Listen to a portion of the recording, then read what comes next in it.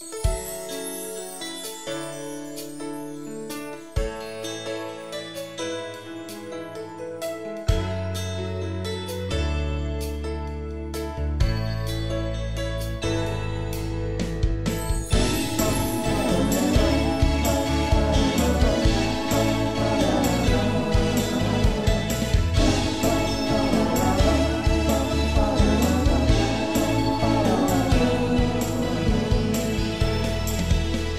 teachings you heard me proclaim in the presence of many witnesses, and entrust them to reliable people who will be able to teach others also.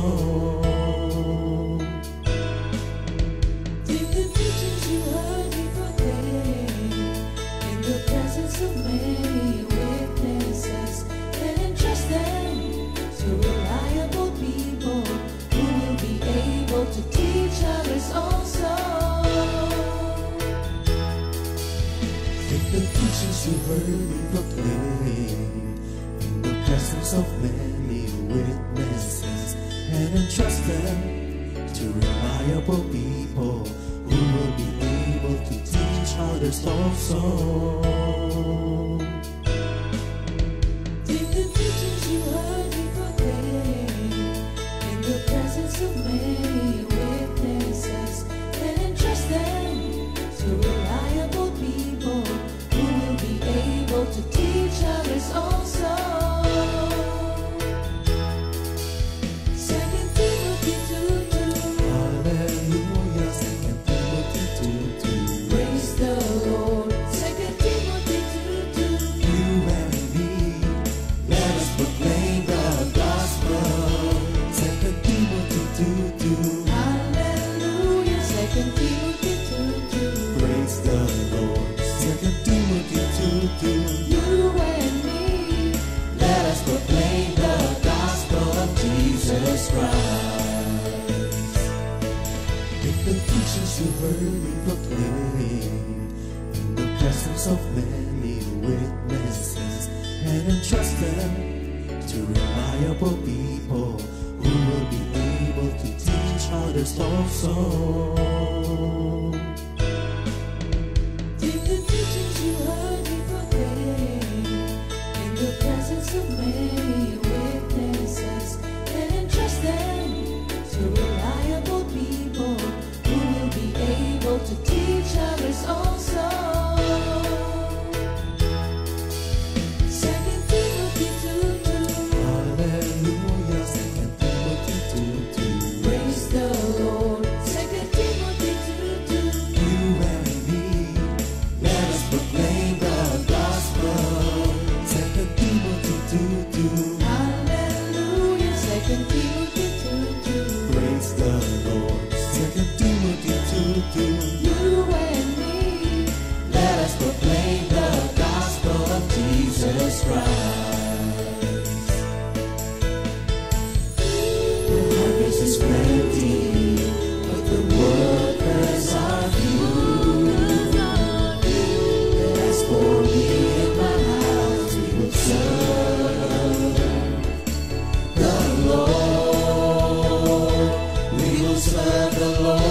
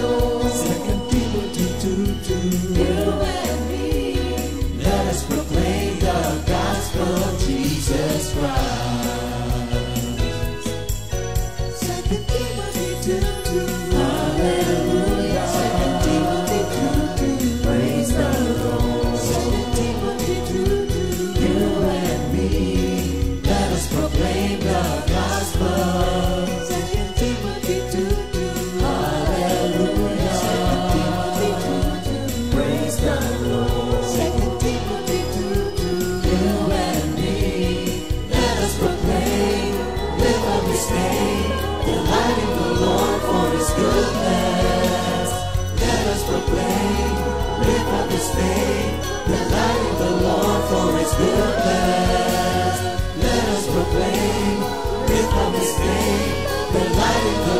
for His goodness and His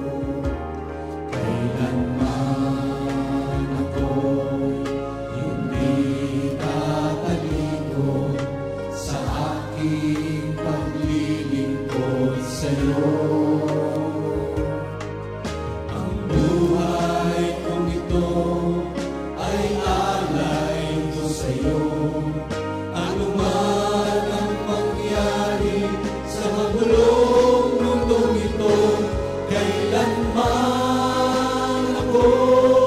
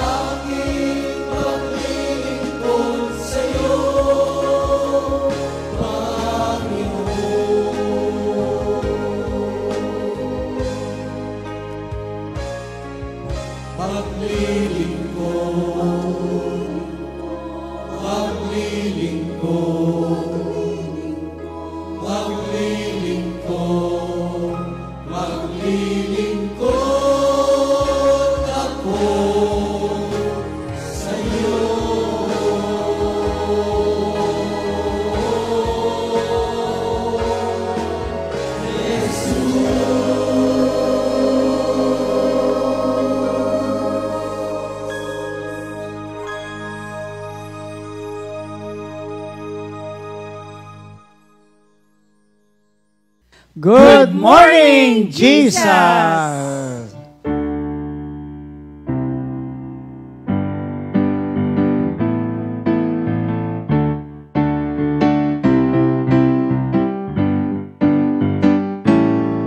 I rejoice when they said to me, let us go into the house of the Lord. I rejoice when they said to me, let us go into the house of the Lord. I rejoice when they said to me, let us go into the house of the Lord. I rejoice when they said to me, let us go into the house of the Lord. Glorify the Lord with me.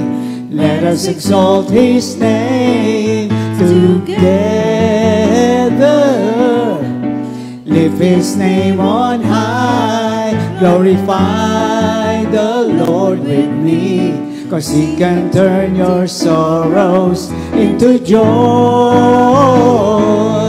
I rejoice when they said to me, let us go into the house of the Lord. I rejoice when they said to me, let us go into the house of the Lord. Good morning, everybody. And again, welcome to another episode of Awit ng Pag-ibig, kung saan may mga kwentuhan, may mga insights, may mga tawanan at iyakan, lahat na, nagsama-sama na. Subalit ang lahat ng ito ay upang bigyan ng papuri at parangal ang ating Panginoon. Sa bawat salitang namumutawi ng mga taong nakaupo dito at nagbibigay luwalhati sa Diyos, iisa lamang aming layunin na tanging ang pangalan ni Jesus ang siyang maitatanyag sa aming kalagitnaan. Of course, I have Sister Farah and her son, si Nico, who will be with us for the next hour or so. But meanwhile, let's have an opening prayer muna. Ama, maraming salamat po muli sa iyong kadakilaan, sa iyong habag, kagandahang loob, kapangyarihan at kabanalan. Muli, Ama, samahan niyo kami, for we are nothing without you. And let every words that come from our mouth be pleasing before you. Gamitin niyo po ang aking mga kapatid na ang kanilang patutuoy tunay na magbigay luwalhati sa pangalan mo. Muli po, aming dalangin sa pangalan ni Jesus. And everybody say, Amen. Yeah, good morning. So, bati mo na, Sister Farah. Bati mo na. Magandang umaga po sa inyong lahat na minamahal ng Diyos sa araw-araw. Kamusta po kayo? Ayan. So, Brother Nico. Magandang umaga po sa inyong lahat ho. Oh, napakahaba. So, sa umagang ito ay we would like to explore, no? Of course, Sister Farah has been, what they call this, it's part of this aliw, no? Awit even before, no? So, ngayon naman pag-uusapan natin is, of course, later we'll be more focusing on her son. Pero gusto ko ng update mo eh. How are you now? It has been 7 years since 2018, so it's roughly around 7 years. 7 years since turning 8 this year. Your brother husband has been with the Lord. So, how is Sister Farah now? I can't say completely happy in that sense because hindi po, it's never gonna be the same. Pero I could say that it's an adventure walking with God right now. Parang, what's up, Lord? What's the next step? At least nandun ka na sa area ng ano na susunod. So you have moved on, no? In a sense. Forward is the better word for that, I guess. Okay. So you have moved forward. So anticipating the things that the next chapter. Maganda yun, ano? That is very important, no? Grief is also important. Mahalaga na we go through the process of grief. Walang masama doon, no? It's healthy, something that we need to learn from. So hindi lang siya negative in a sense na nalulungkot or whatever it is. But we need to learn even from grief. And you went through that. And because of that, ito ang resulta, no? Nasabi mo nga, moving forward. And now, looking forward, natay ka na ngayon. Okay, yes, nanay na. I have a new tatay label. na. So, can you just share with us some of the challenges being the nanay and the tatay at this point in your life? I guess the most po na pinaka-obvious is yung pagdating sa discipline. Discipline? Oo, dati parang kaming teammate. bad cop, Sino good ba ang cop. disciplinarian talaga? Ako. Okay. So, no problem. Sige, No, sige. but I guess when it comes to putting things in perspective po, yung parang pag may ini-implement, may taga-explain. So now I do the same. Okay. So, may tawag dyan, bad cop, good cop. Oo, You're the ako bad yun. cop. Ngayon, both na. Dalawa Oo. ng badge So, you have ko to ngayon. balance everything. How It is. hard or how is it? Ever since naman, ang discipline namin is more on the character aspect of the children. And But right now, how do you do it? how do I do it? Ito po, isang classic or very practical example is kapag they get into trouble, rather than I would say, bakit mo ginawa yan? I would Okay. always tell them that we've raised you well and wise, so I know you'll make the right decision. And this is something that you have to consider. So yun po yung naging course ng discipline na meron ngayon na it's more a conversational type. Yeah, at this age, no, talagang kailangan nga ay you should be able to communicate sa mga bata in a sense that hindi na yung parang looking down on them as kids, but you start treating them as young adults. It's more para pong consultation na ang klase. Talaga? It's- Ganun ka ka-democratic? Pwede silang mag-express kung ba't nila ginawa yung certain decision, but there are certain boundaries why I am being mom. Parang Okay. ganun. Ang maganda niyan is you're giving them more freedom to express themselves given the certain boundaries na Opo. mahalaga sa iyong buhay. So, bilang parent, no, you try to balance everything and you make things easy. But ikaw bilang isang, how would I call it? Would I call you housewife? Okay, as a housewife right now who is going through all of this, how are you balancing everything else as far as your personal life is concerned? Yeah. Actually po, even before, I'm the one managing our business. Okay. Ang nasa grassroots ng business namin. Kumbaga, ikaw yung si Benji. hands-on. Ako yung hands-on. Okay. Tapos, si Benji yung nag-i-implement. So okay. so we discuss it together. Pero ganun po yung movement nung sa negosyo. But it's right like now, that. But right now, it's you are the policy maker. At the same Yes. time, you're the implementer. Di ba? Implementer. I'm glad that si Papa po ay kasama namin. So ngayon, siya yung pumalit Brother Mike. Brother So Mike. siya yung pumalit dun sa nag-e-execute nung mga, the plans come from me, consultative ang dating po.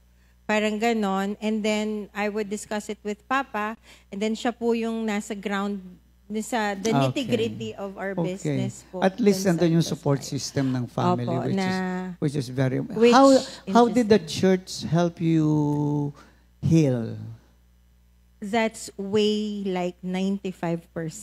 Can you I mean, when I say elucidate 95%, kasi I believe all of us po ay pinagdadaanan yung iba-ibang klase ng storya sa buhay. And I guess at some point in our lives, lagi itong mahirap or ang hirap pasanin mag-isa. So how yung did the sa church contribute? Po, hindi lang kasi yung word ni Lord makikita mo, parang akala mo ikaw na yung nakapasan ng mundo. Tapos may maririnig kang kapatiran na parang, mas grabe itong pinagdaanan nitong... Ikaw, yung pinagdaanan. Oo, yung pinagdaanan. Minsan akala lang po natin, ang nakukuha nating inspiration ay sa sinasabi ng pastor, pero malaki rin po pala yung factor na merong kang can I say this in English? Something that you belong, a church, a community that you belong to, because that's where the support has helped me in going through the deep parts, sad parts of our lives. Totoo yan. No? Sabi nga, carry the burden of one another. And the church is actually plays a major role on that. Maganda yung sinabi mo, no? Yung sense of belongingness na, okay, I might be grieving personally, but there are people around me who pray for me, who encourage me in all these situations. So parang hindi ka nag-iisa sa journey mo, all the while you know na hindi ako nag-iisa dito kasi may mga tao sa paligid ko, well, not directly supporting you, but alam mo yung confidence na alam ko nandyan sila, kahit di mo nakikita. Alam kong pinagpipray nila ako kahit hindi magsabing. So, kaya ko tinasabi ito. Kasi I want people to see how important for a person to belong to a church and to Yes. commit oneself to a church. Kasi without that, sabi nga, walang Kristiyanong soloista. At totoo yung pag sinolo mo yung problema mo, ay mabagsak ka talaga. So in your case, nakita ko rin yan. Nakita ko may istorya ng buhay mo na you would always come to the church. Minsan hindi naman for anything. You just want to be there. Yes. Right? And if you're going through, siguro sa karamihan po, if you're going a very difficult problem, run to the church where God is there. Diba? Like for us, it's comfy kasi hindi po kasi madaling dalhin ang anumang mabigat kung sosolohin. At So saka, you always run. right. At saka gandahan sa church is you can trust your life to them. You can tell them even some of the, kahit sa atin, di ba? You tell me some of the intimate things which will help you. Alam nyo kasi sa church, minsan hindi naman yung, kami magsusolve ng problema mo. Hindi yun That's eh. right. It's more of nakinig ka. May kakwentuhan nga ako one Sunday na pagkatapos doon, hindi naman nasolve yung problema niya, but she just told me, salamat nakinig ka. And that's what you're saying. Sometimes hindi po kailangan ng solusyon sa problema, pero yung meron kang ideya na meron sa yung nakikinig na hindi ka huhusgahan, kundi i-encourage ka. Correct. At mamahalin ka for who you are and what you're Correct. going through. I have that experience, I don't know. Merong isang kapatiran natin na actually kasama siya sa CSM before na he got involved with drugs. Long story short, it was a very difficult journey for the parents. At siya rin, mabait naman kasi itong batang ito, no? And then he went through that. Lately, nagpadala siya sa akin ng text. Sabi niya sa akin, I don't know if you remember, but the last time we talked was the time that I decided I'm giving up this thing. Na-struck ako sa sinabi niya na yung binanggit mo rin, because I felt released when you did not judge me. That's right. So, napakaganda sa atin no, bilang mga mananampalataya na hindi yung, walang masama doon sa, we make a stand. No? Mahalaga yun na black and white, ito yung mali. Tama. But the way we present it in such a way na maaakit sila doon sa stand mo na hindi mo sila ginajudge. Especially young people, once you make a judgment, they put a wall, they will not listen to you anymore. Meron nga po sinasabi na acceptance brings influence. Yes. Actually, acceptance is love. Yes. Acceptance is love. Hindi yung magbago ka muna before. Sa church, wala namang sabi, hindi ka na pwedeng umattend para kasi Ganyan ang estado ng buhay mo. Oh, not unless it's a major issue of immorality, then we make a stand. Even the elders will have to make a stand. But otherwise, andun yung freedom na eto ako, may mga mali, may mga pagkukulang, pero hindi ako tumitigil sa struggle ko to bring about the purpose of God in my life. Tatanong ko ngayon kasi si kuya ngayon ay si tatay na rin, in a sense. Ha? Because you're, especially lalaki ka. So, somehow, I don't know, did you have the pressure that eventually parang, ay nako, wala na si, how do you call him? Papa, Daddy? Dad. Naku, nawala na si Dad. Did it come to your mind na I might have to take a bigger responsibility? Ano po? Lagi po actually in my mind. Yun, like, kailangan ko, I need to take a greater responsibility. I need to get more involved kasi nga, wala na nga si Dad and sino pa ba yung makakatulong kay Ma? Okay. So you felt that, well, in a sense, it's a pressure, no? Na bata ka pa. When your dad died, how old were you? I was 18. So when medyo, Dad died. ka na, no? Mature na siya doon. Pero at the same time, not necessarily ready for a bigger responsibility. So how did you take it na, okay, na meron kang mas malaking responsibility? Was it a pressure? Was it something else? What? Actually, wala po talagang ano eh. There was nothing I could do about it. Kasi before Dad died, there was this sense of, yung hindi ko ma-explain, pero it was a calm before the storm. Parang, something big is about to happen, but I don't know what. Parang kutob. Parang gano'n, parang kutob. na something you're not sure whether it's positive or negative? It was more on negative po. Okay. Kasi yung main, ano ko nun, yung main concern ko actually, during kasi nung time na yon, nag-apply ako for university, for college. That was the start of your collegiate life? Yes. Oh. And natapos ko na yung entrance exam. Isang entrance exam nga lang yung pinagawa sa amin ni Ma tsaka ni Pa sa akin. Okay. And ayun nga, yung parang it's either I pass that or I have to find another way. Okay. I really thought that I would fail. Ayun yung iniisip kong storm na mangyayari. But it turns out it was something much bigger. How did you take it? The early days when your dad is dead. You're close to your dad. Yes, very. Yeah, kasi nakita ko yun na they're very close. So what was the impact then of his death to your life? Ano impact ng death ni dad mo sa'yo? Yung ano po, the biggest impact is some things will never be the same. Some things will never happen anymore. Yung tipong yung dati yung na-enjoy pagpunta sa may Carabao Park, ganun. Hindi. Ganun yung bonding niyo kasi talaga no? Or manonood lang ng simpleng show sa TV. Okay. Tapos ngayon wala na. So how did you adjust after that? Did you go through some a lot of difficult times. How did you manage it? It took a long time to process. Number one, during nung nasa hospital, it took a long time to process that I was not okay. And also, nung afterwards naman, yung parang I need to step up. I need to get better. I need to follow yung footsteps ng father ko. So there's a lot of pressure, no, at that point? Which was not imposed. It's not imposed. Yeah, but he felt that. He no? felt that. Yeah. At 18, he already felt that. So how did you, siguro mas maganda kong itanong sa'yo, how did you bring this before God? How did you pray about this at that point? And how did you express that feelings to the Lord? Ano mo? It was very raw, very angry emotion. Okay. Na like parang bakit po ito nangyari sa amin?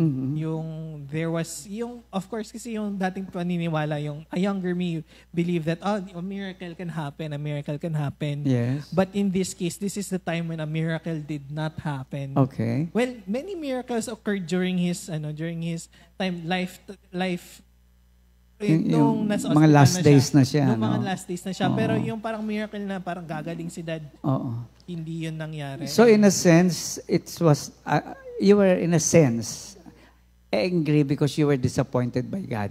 Yes. How did you deal with that later on? It's more on, kasi marami po kasi yung parang, for example, one of the reasons bakit hindi ko masyado nagugustuhan yung church dati is because they're gonna say, it's because God has this plan for you. Okay. I really hated that.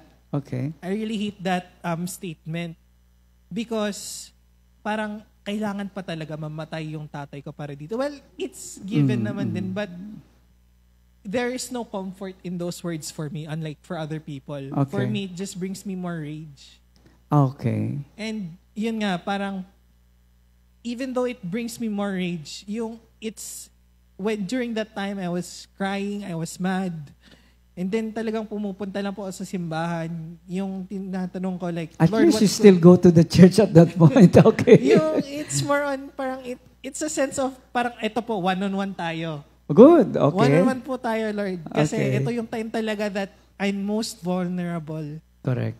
And ayun, yung that entire time na nung kinakausap ko si Lord, there's this sense na parang hindi naman niya ako papabayaan. Okay. Yung kahit wala na si dad, pinaparamdam niya in many ways. For example, through the family, through what was happening in my life, that kahit wala yung father ko, I would still be able to go on what path he wants me to take. Yun nga lang, this path, wala lang talaga si dad. Okay, go ahead. Wala lang si dad, meaning, it's more on yung parang, siguro nakuha ko nung mga one-on-one talks namin ni Lord is that He really values freedom. in a sense that yung choices natin sa buhay, they have consequences. For dad, yung he made very bad choices sa kanyang diet and lifestyle, kaya mas nahirapan siya with his recovery. Yung okay. parang it's that part yung naturo sa akin nung time na yun, during those turbulent times, that bad things can have, yung parang yes, I love you, but you have choices in your life. It's not because na gusto ko kayong i-punish or i-condemn, but it's because it's because I give you the right to choose what you want to do. Okay. So at least nakita mo na may mga purposes. Pero ito ang tatanong ko sa'yo. How did the death of your father impacted your relationship with God? Did it bring you closer to God? Did it eventually, I'm talking about, after going through the process, did it bring you closer to God, or did it, right now especially, ano ang bunga nung death ng experience mo na yun?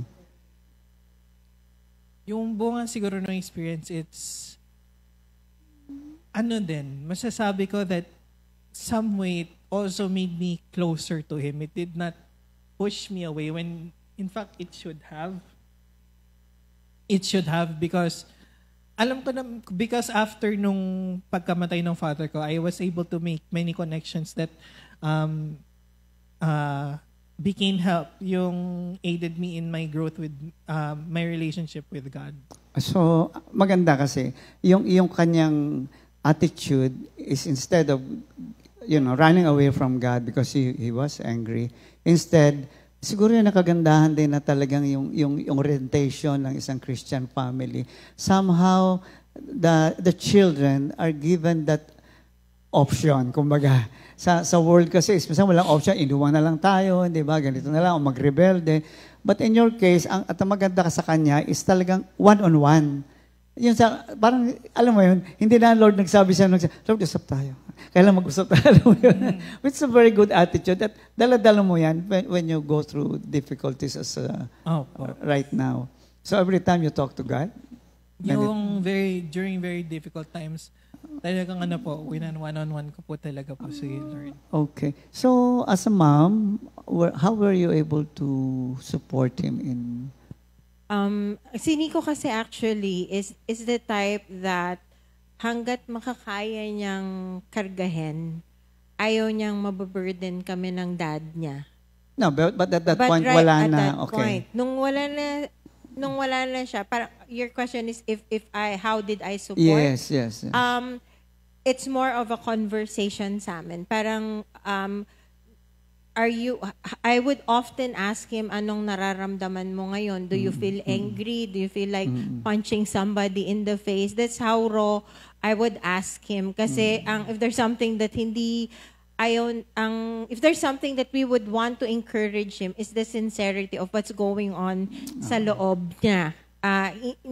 Madalas ko itong sabihin na, yun nga, ayoko ng beauty queen answer. I would put up with all the ugliest in your hearts. Kasi, di po ba yung sa Psalms nga the way David has expressed himself. Parang gano'n, na raw emotion, Lord, kung galit ako sa'yo. So, that's something I emulate in essence as a mom when it comes to... Both to your daughter and to Nico. Yes, for both Ishi and Nico. Magandang sa'yo kasi is, biro ko kanina is you're a very democratic mom. In a sense, you made yourself vulnerable for them to be more vulnerable. Very much. So, ang ganda nung, siguro as parents, we can look at this. Minsan kasi, may kakwentuhan nga ako the other day, sabi niya, nung humingi ako ng tawad sa tatay ko, sabi ko, may mga depresya rin yung tatay niya, as in malaking depresya. Sabi ko sa kanya, humingi rin ba ng tawad yung tatay mo? Sabi niya, hindi kasi tatay siya eh. See? The old school is, ano pa man nangyari, at minsan dala-dala natin to, kaya ang relationship hindi naaayos eh. Kagaya ko, halimbawa, tatay ako, dahil tatay ako, mali ka, tama ako. Actually, there came a point sa aming buhay po that may mga moments kami. So if I'm the one, when I say wail, hindi po siya yung who kind of, it's really wailing. Up to this point, may mga moments na nag-wail ako. Minsan si Ishi, she's not as accepting, but In the also presence of... yes. okay. So may moments pong ganon. So how is it connected sa pagiging vulnerable? Ibig sabihin, di ba po, narinig ko kasi din sa ibang mga who's lost their loved ones, especially their spouses. Parang kailangan ko maging malakas para sa mga anak ko. They can't see me being strong. But in the case of Nico and Ishi, when I have shown yung nasasaktan ako, may pinagdadaanan ako, they begin, the way I see it, they become more open. Yung vulnerability nila. In that environment, how did you grow? Did you benefit from that kind of environment with your mom, like being vulnerable to you, being open? Tsaka yung language, she would always try to draw out, no? Sabi nga, wag mo akong bigyan ng Miss Universe na sagot. Kumbaga, did that help you? Yes, it really did. In what way? In the ways na hindi na ako takot na yung kapag magkamali or kapag meron akong kailangan i-bring up sa mother ko na siya naman yung nagkamali. Tama. Yung nasasabi ko. Pero syempre, kapag sasabihin ko naman na mali si Ma, it's always with respect. Okay. Yung never crossing that boundary. Okay. Like, kasi ano ganun, no? Well, that's better than climbing down, no? You climb down and that's it. Kasi yung parang nagsasara ka Ayun dahil exactly. might as well not express it. Kasi so, napakahalaga talaga na yung kinreate mong vulnerability, nakita nila na, ang ganda nung sinabi mo sabi mo kasi, hindi ako natatakot magkamali. Totoo yun, ano? I was talking to a mom nga, sabi ko sa kanya, the problem is, okay, pinotektahan mo masyadong anak mong lalaki. Paano kung wala ka na? Kaya sabi ko sa kanya, let him make a mistake. Yung sinabi mo ang risk. Parents or future parents, you cannot control and you cannot always protect your children. You have to let them live their life within boundaries, but at the same time, you need to give them the chance to make mistake. Go ahead. Siguro po meron po gusto i-share po. In relation to that, meron po kasi po akong currently meron po akong girlfriend. Lately, may girlfriend ka? Oo, ngayon. Okay. In a relationship na po ngayon. Pero, nung crush ko pa lang po tong girlfriend ko, meron po akong ginawa that normally, itatago yan ng mga anak sa parents nila. Okay. Kasi nung araw na yon, for example, pinaalam ko lang nun sa mother ko, magmi-meeting lang kaming mga officers. Okay. Tapos, ayun lang. But something else happened. But something else happened. What happened was, naghanap ako ng kainuman na because I really like this person. The girl. Okay. I wanted to know her more. Okay, through drinking. Because it's a socialization. Socialization. Okay. And yung parang iniisip ko, this is one of the opportunities na pwede sana. Okay. And then, napaalam ko naman din kay Ma that I might be drinking that day. Pero hindi ko sinabi kung with who or where. Okay. Pero, yun nga, alam ko naman that dapat babalik na ako. So, eto po yung nangyari. Turns out, yung kung saan sila nag-inuman, wala sa Los Baños, nasa Pansol pa. Malayo. Nasa Calamba. Okay. And then, yung paalam ko lang na babalik ako agad that night, hindi na ako bumalik, umabot na ako ng umaga. Okay. And then, dala-dala ko pa yung bagong sasakyan in a place na hindi alam ni Mama and everything. Parang talagang I sneaked out. Okay. But then, yun nga, dahil nga yung parang I know my mother and yung parang alam ko that mas mahirap sa akin kapag hindi ko to binunyag. Because I really wanted to prosper yung kung ano man relationship. So long story short, what happened when you told her? Long story short, yung sinabi ko kay Ma, tawag doon, actually kagabi, the truth is, pumunta ako dito para makilala tong babaeng to. Okay. Ma was like, yung ina-expect ko parang magagalit siya or whatever. No, she was just dumbfounded. she was like, oh, talaga. Yung parang ini-expect ko na dapat pagalitan or anything, hindi. Oo. Okay, If I may add to why what you said. did the question is why was that your reception instead of the typical mother who would get angry? oo. Because you were lied on. Yeah, kasi ang policy, even Benji was still alive, our policy is don't give us reason to doubt you. Instead of saying, you should tell the truth, kailangan sabihin mo ang totoo, kung hindi, malilintikan ka sa akin. Ang sa amin, ang ini-encourage namin sa amin, wag mo, it's better to speak it up than being caught.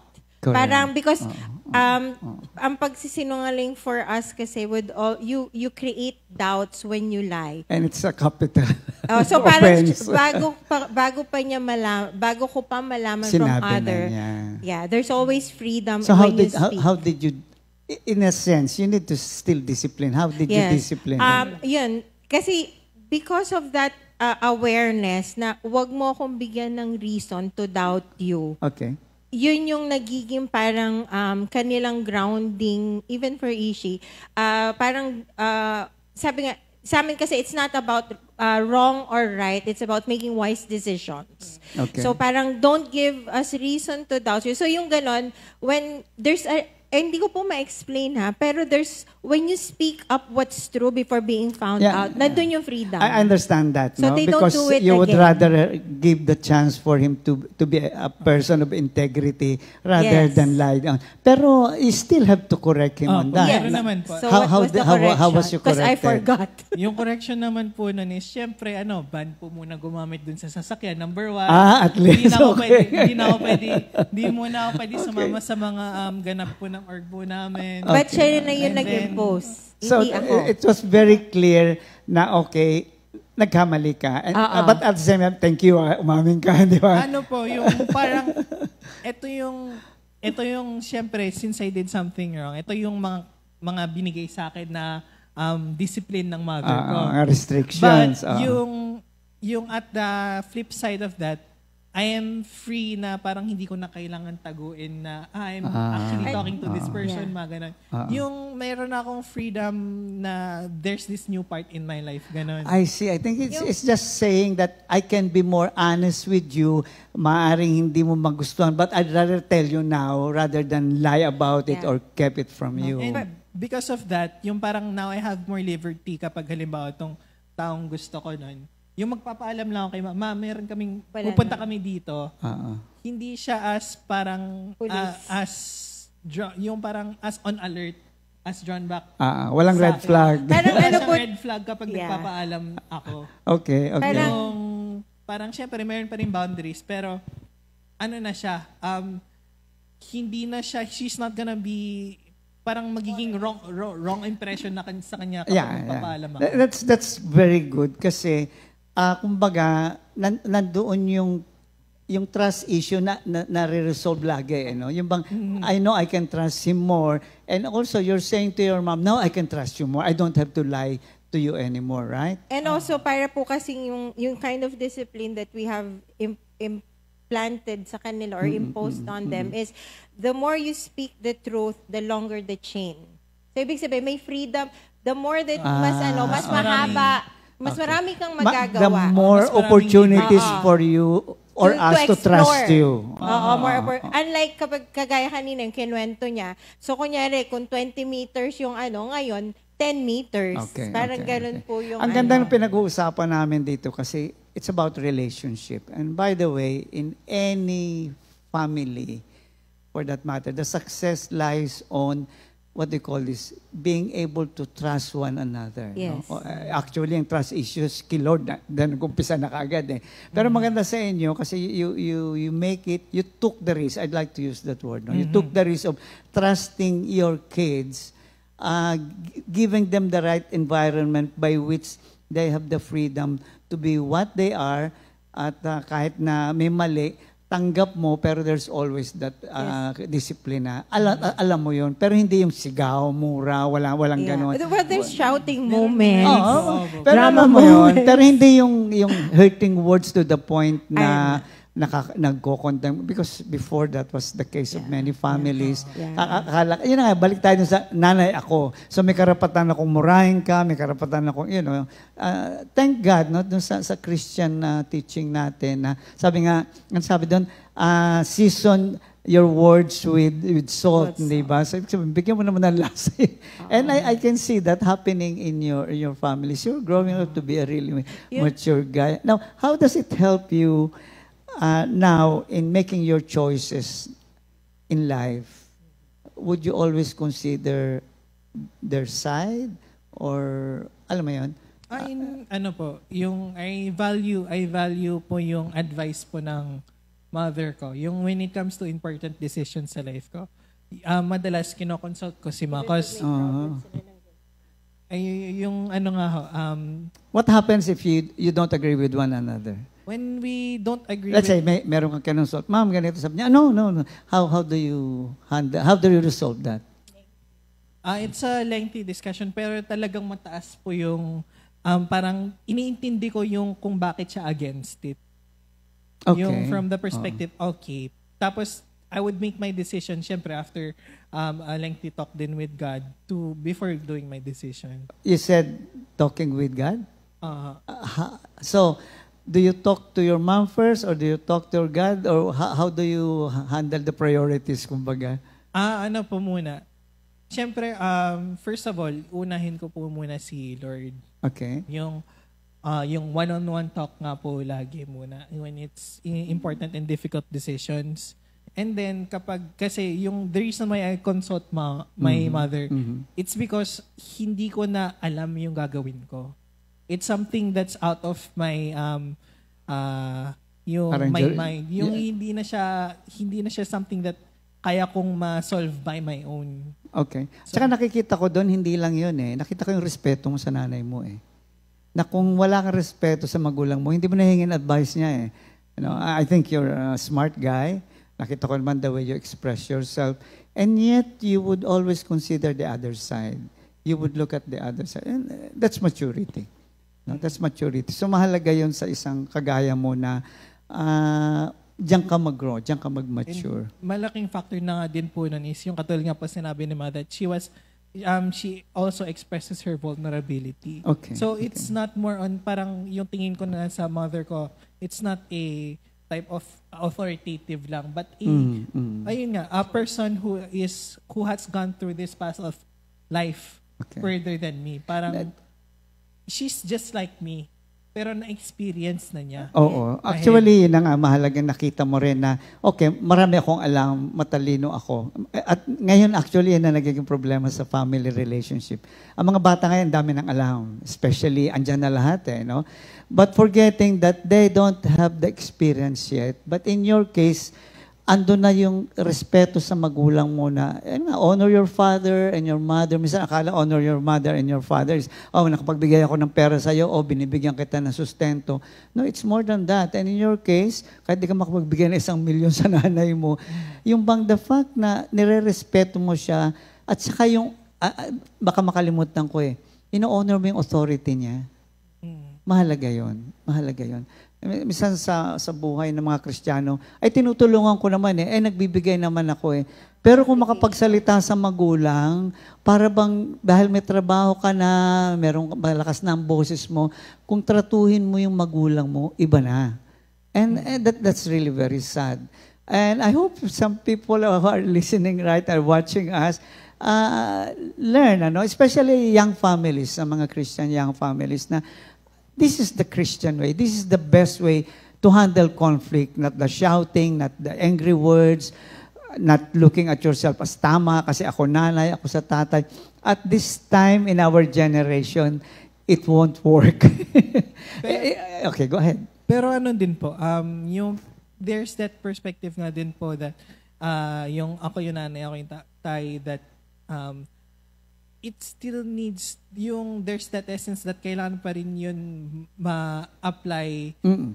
Not for the sense of dahil lang tama sila. Hindi lang imposing. Hindi lang imposing. Okay. Tama yung sinasabi mo. kailangan pa rin ng boundaries, sinasabi nga natin. No? Ako nga minsan, binarkada ko yung mga anak ko. Minsan tinutulak na ako. Sabi ko, tatay niyo pa rin ako. Di ba? So, nandoon yung authority na nire-recognize mo. Pero in a very, very, ano bang tamang term doon na values mo yun na hindi ko re-rebeldehan ng taong ito. Part na ng pagkatao mo na no matter what happens, kahit na ano pang, ando na yung respeto, hindi na mawawala, nanay ko pa rin siya. Yun naman ang maganda doon. Actually, may joke kami dyan Ano yun?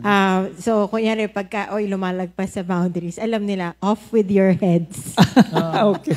Alam nila yun, off with your heads. Ako, masarap ng kwentuhan, kaya lang kailangan tayong kailangan kumanta yung nanay.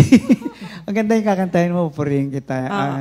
Siguro po itong kantang to, if give you it's a very common song, pero kasi doon mo makikita that in all your stages na pagdadaanan mo sa buhay mo, ang pagmamahal at provision and presence and loving kindness ni Lord, Andyan. hindi nagkukulang. Ayan, so here's a song from Sister Farah.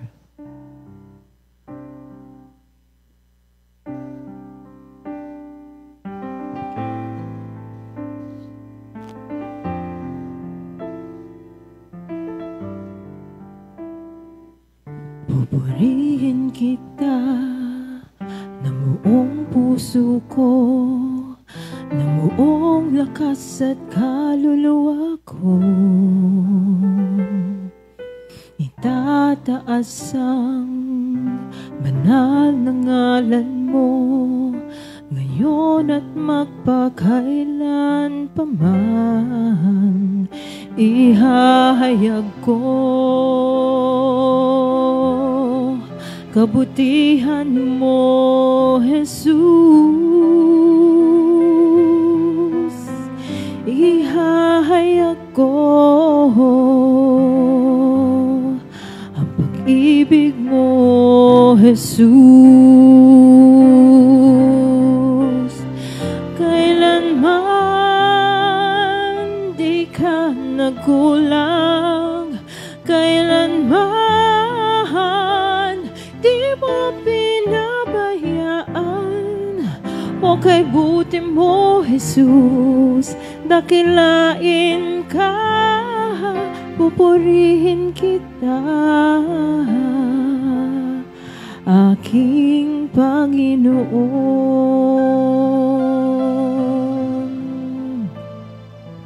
Pupurihin kita, aking Panginoon. Salamat, Sister Farah, for that beautiful song. Dako muna tayo sa mga happy birthday to you. April 26, 2025, happy birthday to Brother Gio Pugay. Inaanak ko sa kasal yan. Sister Emilia Camacho from Bulacan. Sister Virgie Samante. Hi, happy birthday, Inday. Sister Mercy Puno, Brother Angelo Palma, and Sister Len Molino. Happy birthday! Let's greet them. Happy birthday. Happy birthday!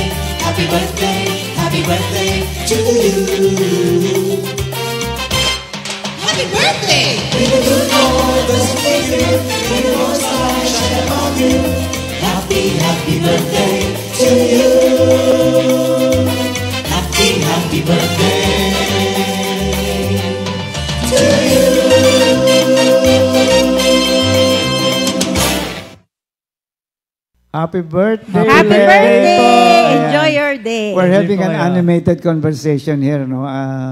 At nakakatuwa kasi they're so honest and they're so, yung ginagamit natin, vulnerable kanina. Vulnerable. The word is vulnerable. Kasi that makes a healthy relationship talaga. Without vulnerability, pag may wall ka, wala na. Hindi ka na makaka-communicate because you already put a wall.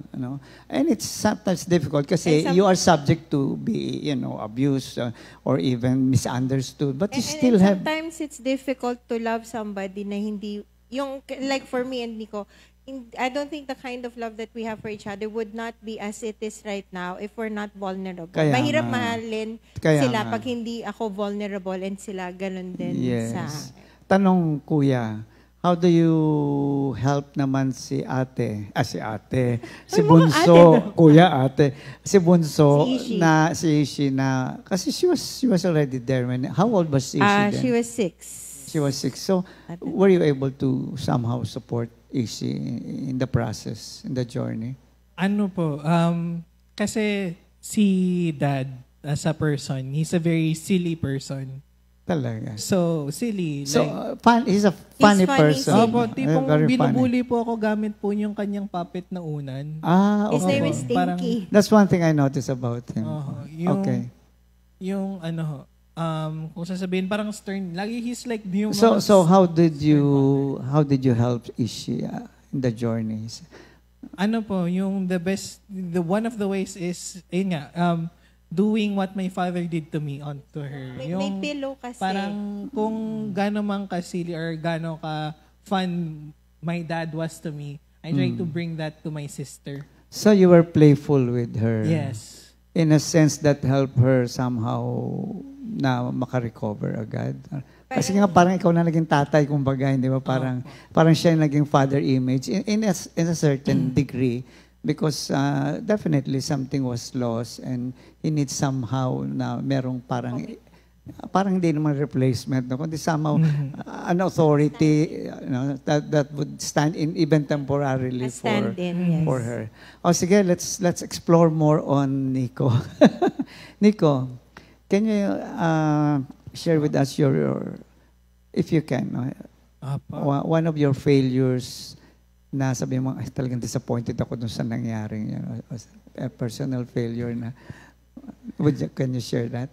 Ano po siya? Ito po, matagal po ako sa college. Gano'ng katagal? Like, for 4-year course po siya ngayon, 6 years na po ngayon po dito. Okay, sige. So, how did you look at it? Siyempre, kahit sino naman na, ay, nako, ganito, no? Opo. So, how did you look at it? Ano perspective mo dito? Ano po siya? Of course, ito po kasi po yung story po dyan. There's this one subject. Itong one subject na to is keeping me from pursuing thesis. Parang kailangan mo muna mapasa tong subject na to bago ka mag-thesis. So, siguro tinik ko yung subject na yon around 6 times. Okay. And So, yung single 6 times, subject lang, ha? Oh, isang Okay. single subject po na yun. And yung 6 times po na yun, or siguro 5 to 6 times na yun. And yung single subject po na yun, isang semester po siyang tinitake. Okay.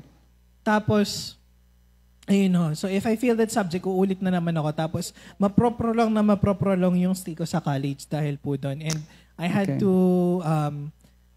to fail that subject 6 times. Pero, So, how did you feel about this? It's not hindi ito first failure, hindi ito second failure. Parang Ano po? kung sa atin pa, count of 3, you're out, no? So, it's difficult, especially for young. How did you handle it?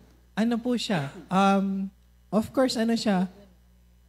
It was disappointing and frustrating kasi every take, laging may kulang. Laging kulang sa foundations, laging kulang sa pag-memorize, laging kulang sa pag-solve. So, what did you learn? What from I all this? learned is, just keep on going at it without being afraid to fail na gusto mo siyang mapasa, gusto mo siyang maintindihan, gusto mo siyang yung parang you want to do this excellently at makakalagpas ka lang sa hurdle na to kapag kaya mo na siya. So yung failure sa iyo is naging motivating factor pa na, okay, I did not make it. Maybe there's something that I have to learn. Opo. And it's very frustrating to see that part again and again. there's something I need to learn. Again, uulit na naman ng isang kalahating taon. Okay. There's something you need to learn. Again, ulit na naman isa pang kalahating taon. You have to.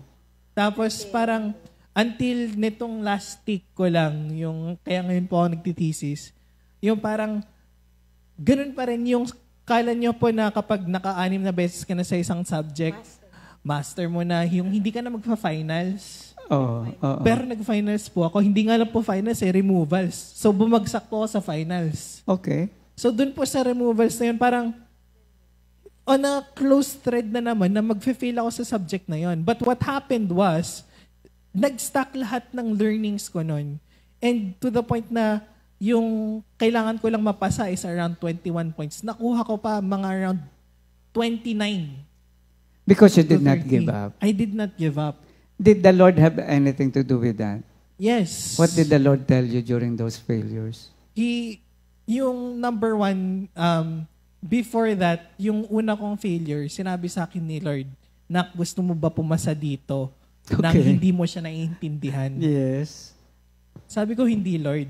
Kasi yung mga kaibigan ko po nun, papakopyahin nila ako kasi online. I could have passed. Okay. But I could no longer go through that kind of mindset na hindi ko to alam, kailan ko na naman to aralin. Yung parang ayoko na pumasa lang ako for the sake na pumasa. Gusto ko siya matutunan, ma-master. And then the second failure, what did the Lord tell you? During the second failure, I'm really curious. practice pa more? Kulang. Yung maraming, pero isa sa mga sinasabi sa akin lagi ni Lord, nak, medyo mayabang ka. Talaga? Opo. Kasi yung ginagawa ko noon is parang, okay na ako dito. Parang kaya ko na to, kaya to masagutan. Pero yung mga kaklase ko, they go more like, nagtatry pa sila ng iba pa mga sample problem. Parang, nag-extra mile sila. Nag-extra mile sila and they were able to pass. Parang yung sa akin is, inaano sa akin ni Lord yung hubris na, nak, you need to put more effort in. If you really want to pass this. So you put in more effort. Then you put in more effort. Pero kulang failure pa rin. number 3, what happened? Gusto ko yung progression. Yung in number 3, parang, okay, alam ko, nag-practice ka na ng effort. Pero meron pa, kasi dahil pumasa ka lang dun sa dati mong subject, nang napasa mo lang for the sake na mapasa, hindi mo siya maintindihan. So you need to restudy it. Okay. Sabi ko, Lord, ang hirap naman nan. Okay. Parang nandito na ako, kailan ko pa ba yan gawin? Okay. Sabi na rin sa anong gagawin? Failure number 5. What happened? Failure number 5, parang malapit na. Pero, ganun pa rin kulang ka pa rin sa pagpa-practice. Alam ko, gets mo na talaga yung basic.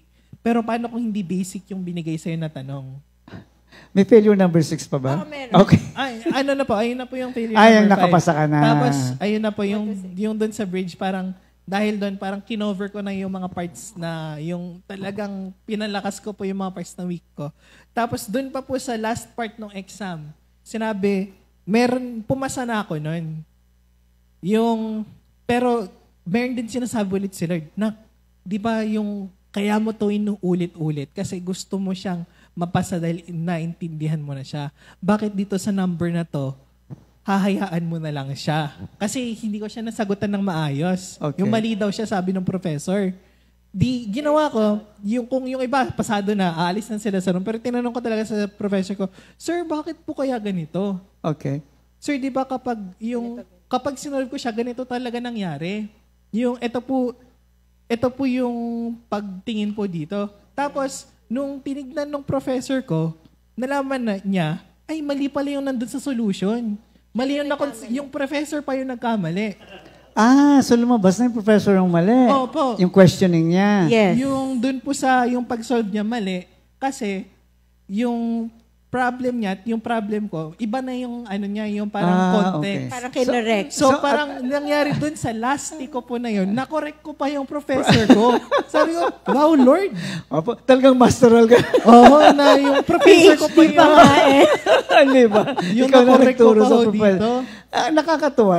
Kaya, I hope you don't mind na inisa-isa ko. Kasi, very interesting that And all those failures, the first thing you did was to talk to God. You were in conversation with the Lord. Yes. See? At saka pa nakita ko, ikaw ang batang may integridad kasi pwede mo talagang kopyahin, pasado ka na. Pero you won't be a good one, a good civil engineer. Baka bumagsak yung mga building na itayo mo kasi hindi mo nga. Ito true yan, di ba? Pagka yung out of cheating lang.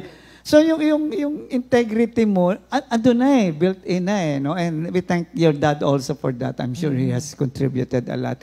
So napakaganda na failures are not really failures, not unless you treat them as failures. They're characters in training. Oo. Tsaka, these are, rather, look at them as opportunities. No? Yan ang nakita ko sa iyo. Tinignan mo to as opportunity na, saan pa ako lalago? Ano ba mali ko dito? Even in life kasi, it's the same thing. No? Pero ano po talaga, kahit po ganun po yung perspective na saan ako lalago, it's still very frustrating. Oh, that's human. Don't worry. That's normal. Ngayon, Yes, that's true. how are you applying that? Because you have unfulfilled expectations na hindi natatanggap. You have disappointment. How do you apply that sa mga situations? Since yung ang laking lesson yung 5 failures or even 6 failures, no? So in your personal life, how do you ano pa na-apekto yung perspective mo sa mga failures na ito? Ano nakita mo? Parang ano po, nakikita ko po yung opportunity that there is always something better that I could do. There is, parang there is always an improvement na basta lang hindi ka susuko. Tama. So you always aspire for excellence. Yes. And by the way, that should be the characteristic of every Christian. We always, because it's coming from God, it's something that God performs in our life. And because you did not give up, God was continuously performing in your life, no? At saka yung excellence is, para po kasi it's not only found in winning Excellence can also be found in failures as demonstrated How nga po true. dun You sa know what? pinagdaanan. Excellence we're ninyo talking, po. excellence of character. Yes. Minsan, kailangan lang, by hook or by crook, kailangan magawa Kasi ko to, makapasa nga ako. po, marami po kasi these days talagang, which I'm very protective in that sense, na ngayon napakadaling kumuha ng A100. Ang nami-miss out ng marami, and that's where I am very much strong sa kanila, is how do they handle failure? Because it will happen. Yes, The question yes, is yes. how, and how does God play into the picture when it comes to failure? And I think it was very clear to him that God always takes priority in even before mom, it's God first. Yes. Yan ang nakita ko sa'yo. No? Tsaka let's go back. I want to explore that na. Yung excellence sa'yo is, it's no longer na ito ang grade ko, ito passing grade na, o pumasa ako sa board exam. It's not that anymore. All those life experiences brought you an excellent character. Minsan, kahit mga magulang, minsan mga magulang, ba't mababa ang grade mo? Bakit? Without really looking, baka may ibang areas, yung anak mo, na pwede mo siyang tulungan, maliban dun sa grades. Yes. Yun ang nagiging problema. We give so much emphasis on academics na nakakalimutan natin. Education is more about character building more than Exactly. anything else. Exactly. No? Salamat na lang may Biblia. Tama. Salamat na lang may iglesia na patuloy na nagpapaalala sa atin kung ano talaga ang mahalaga. Na darating ang araw, your mom won't be there anymore, but if you're able to, she was able to imbibe all these values, kahit na may tran na dadaan sa harapan mo, sasabihin mo, tumigil ka. Exactly. Because of the character na that has been built in bunga nga ng relationship. So, ganun o kahalaga yung relationship sa pamilya. No? Marami tayong nakitang factors. No? Yung trust, yung vulnerability, yung ano yung mas mahalaga, respect. Hindi na tayo kailangan mag-seminar Ito na yung actual performance of those values. Tanong, how do you see yourself, sabihin natin, 5 years from now? As a person. Para interview. Pero hindi job interview to. Hindi job interview. Hindi job interview ba? Usually, that's what Ay, they hindi ko alam. going to a job. Matagal na akong hindi na-interview sa job.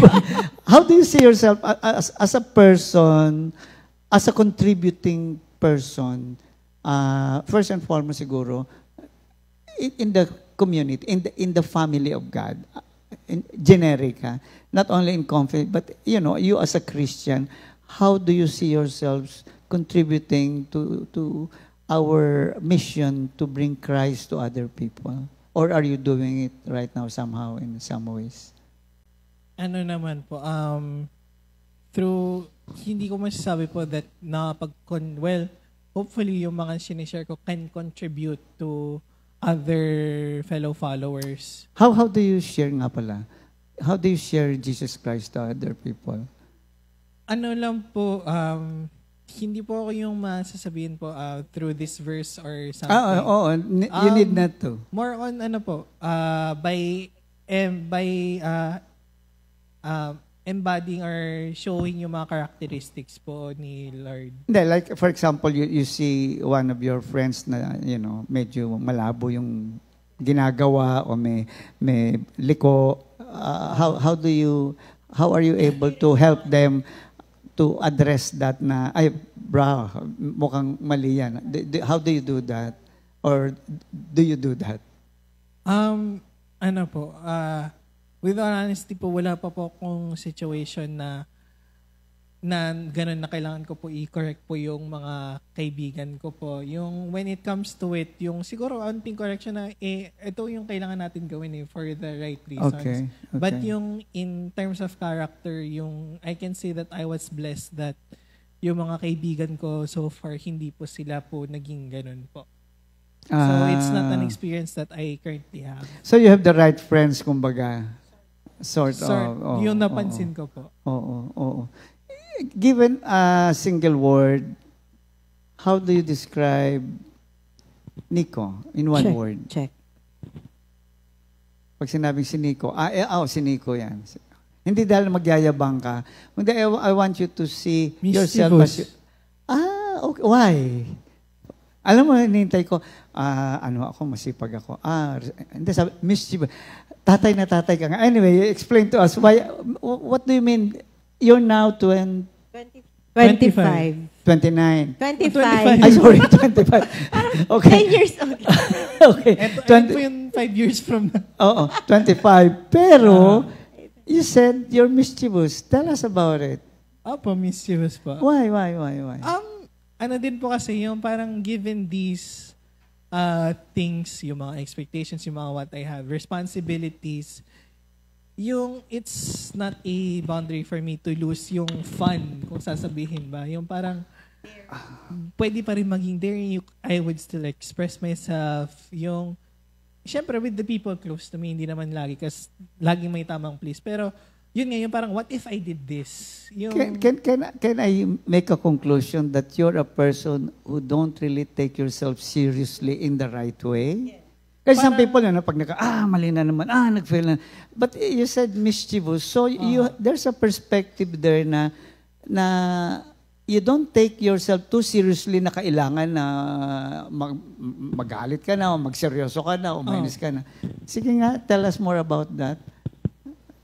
Ano po, for example, yan nga po yung ilang beses ko tinake yung subject. Okay. Yung parang in other times, I would still beat myself over. Bakit kasi kailangan ko na talaga i-diretso to. Pero sinasabi ko, but I can still spare some time to do some other stuff. Okay. Yung parang, it's... May naisisingit parang pa kasi, siya. dati po kasi yung sasabihin, if you were to ask me these questions a couple of years ago, I would say that, if I were to describe myself before, it's self-loathing. Self-loathing? Self-loathing. Self-loathing siya Self-loathing. before. I really did not like myself. Okay. Now, I would say mischievous. What happened? Because what happened was, I came into terms that parang hindi naman ako laging yung upright na syempre yung upright na pero parang yung that other side of me, it's also me. Yung I'm also human. Parang I can still make mistakes. So you have accepted yourself with all your limitations. Yes. So hindi yung kailangan magbago na ako, gano'n. You Siyempre, give yourself a space also. Opo, pero meron pa rin yung parang kailangan ko magbago dito sa aspect na to, hindi ako uusad. Oo. But, tanggap ko pa rin yung sarili ko that minsan ito yung gusto kong gawin. Oo. Kaya ang maganda sinasabi mo kasi is, una nga, when we say you don't take yourself seriously, na hindi kailangan na kung ma-frustrate, ma-disappoint, and give up just because these things fail. Because there are other possibilities. I've been teaching that sa prayer meeting. Sabi ko sa kanila, a Christian is someone who is not problem-focused. Rather, he is focused on possibilities. That's correct. So instead of, focusing on my failure, mali-mali ako doon, teka, okay, out of this failure, what else can I do? Because the failure is there. I cannot do anything about it. And anyway, it's something that I have to deal with. No, but I can look at other possibilities. At isang possibilities nga is, sa Christian perspective, bakit pinahintulot ni Lord to? At yun ang kausap niya, si Lord, kasi, so, hindi niya kinakausap yung sarili niya, sinisisi niya, kundi kinakausap niya ang Diyos. And that's when he really learned that kind of perspective na, okay, I shouldn't take myself too seriously to the point na blaming myself or getting angry or be guilty. But in a sense is, there must be some reasons why God... So I look at the possibilities. Iyon yung sinasabi niya. And I think it's very important po kasi kapag ka nailagay mo sa mga anak mo yung strong awareness that someone who loves you so much has your back. That's God. Yes. That's God. That no matter what, sabi nga niya, He will always be there. And I think you have come to that realization na God will never quit on you. Kolokoy ka, you're still young, you still go through the process, pero kilala mo ang Diyos. He has a very strong awareness. Pero yun nga po, minsan nakakahiyanid din po kay Lord, kaya kailangan din ayusin. Oo, ka mag-alala. Marami pang aayusin sa'yo. I guess the sa amin nga, marami pang inaayos sa'yo pa. Yung parang kasi ganun ka-casual kasi yung kanyang pakikipag-ugnayan ang kay ganda. Lord. Ang na ganda. parang, Nga Lord, jahil naman eh. Diba? Parang Kasi ganon. yung, that's our Father. Tapos yung na. matimtimang birhen. There's no relationship there. Yeah. But you have a relationship because you come as you are. Yes. You come as you are before God, na assured ka sa pag-ibig niya. Kaya, okay, here I am, and this is the things I want to say. And doon po papasok yung vulnerability. Parang kasi sa amin kailangan magsimula yung pagiging vulnerable because for them to become vulnerable kay Lord. And not only to the Lord, to other people. And yes, other Especially people. now, as we're having this conversation, And- without you being assured, you will not be vulnerable. You will not talk about your failures. See? You were saying something else? It goes with that din po kasi that because you're vulnerable, you really get to understand kung ano ba talaga yung nangyayari, what's going in your heart, Exactly. kung anong pwede mong gawin. Hindi ka denial king. Yes, and totoo. Inaamin mo na, Sa sarili. okay.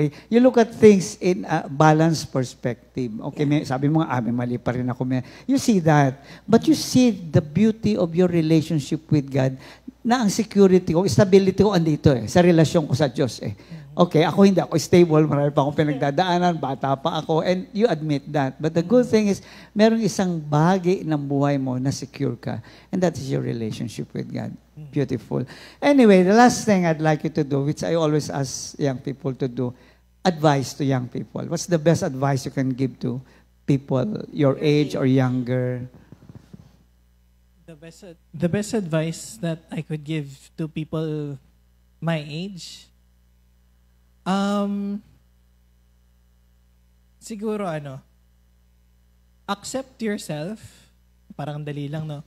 Accept yourself and also learn to accept yung mga authoritative figures nyo sa mundo that they're also human. They're there for you and they're also human. Oh, that's beautiful. That's beautiful. Yung una, sabi mo nga before you were loathsome to yourself. Sinabi yung loathsome, galit ka sa sarili mo, ayaw mo na sarili mo. No? Pero he came to that point wherein because of the things that he experienced within the Christian realm, the church, the family, unti-unti nagkaroon ka ng realization. Tapos ano yung pangalawang sinabi mo advice sa mga bata? Ano po? Yung i-accept nyo po yung mga Authorities. authorities. This is very important. If we are to grow first of all, we need to accept and recognize the authority of God over our lives. Siguro pala hindi po accept yung word, but Acknowledge? hindi po accept yung word. Value. Okay, that's better. Value. That's better. Value yung hindi naman input. Ayun na lang, mas maganda. Value the input of the people who love you. Okay. Pero gusto ko yung alam mo yung sinabi mong authority. Because many people do not recognize the authority of God over their lives. If you cannot accept the authority of God over your lives, you will not accept the authority of other people. I know that. I've been there. Hindi ko tinatanggap ang authority ng Diyos. Kaya rebelde ako. Kahit sa lahat ng tao, wala akong pakialam. But when I realized that there is God who is really in control of my life and who has whether I accept it or not, He has that absolute authority over my life, that's the time when things change. Not only the situation, but because things change inside of me when I recognize that God is my authority at lahat ng authorities na nandyan ay siya ang naglagay, that's when things really start to change for good. Parang they have a role in your life. Not only a or role. purpose. Actually, they are a part of your growth and your life, especially your relationship with God. Without the authority without God's authority being recognized in our lives, you'll go nowhere. And we've seen that, no? Ako, kulang sana 2 oras, no? Kasi ngayon nakakanta pa si Brother Nico, as high as the sky is above the earth. Ayan, tama-tama. So great is His love. Okay, go.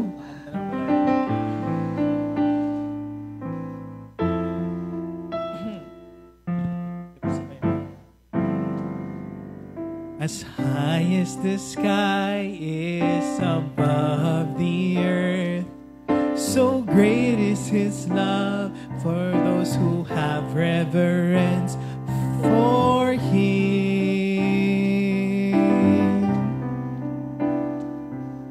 As far as the east is from the west, so far does He remove our sins from us.